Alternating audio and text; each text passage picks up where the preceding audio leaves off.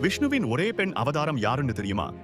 இந்த உலகத்தில் அழகே ஆயுதமாக மாறிய ஒரு அவதாரம் உள்ளது. பார்க்கடலை கடைந்த போது தேவர்களுக்கும் அசுரர்களுக்கும் கிடைத்தது அமிர்தம்.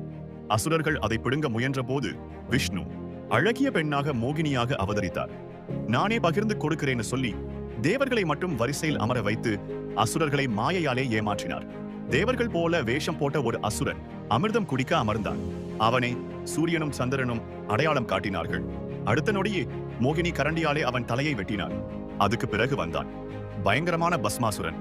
யார் தலையில் கை வைத்தாலும் சாம்பல் என்று சிவனிடமிருந்து வரம் வாங்கினான். ஆனால் அதே வரத்தாலே சிவனையே அழிக்க முயன்றான். அப்போது மீண்டும் விஷ்ணு மோகினியாக தோன்றினார்.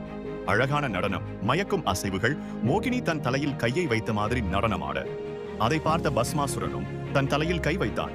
ஒரே நொடி பஸ்மாசுரன் சாம்பல் ஆனான். அழகை ஆயுதமாக மாற்றிய ஒரே அவதாரம் மோகினி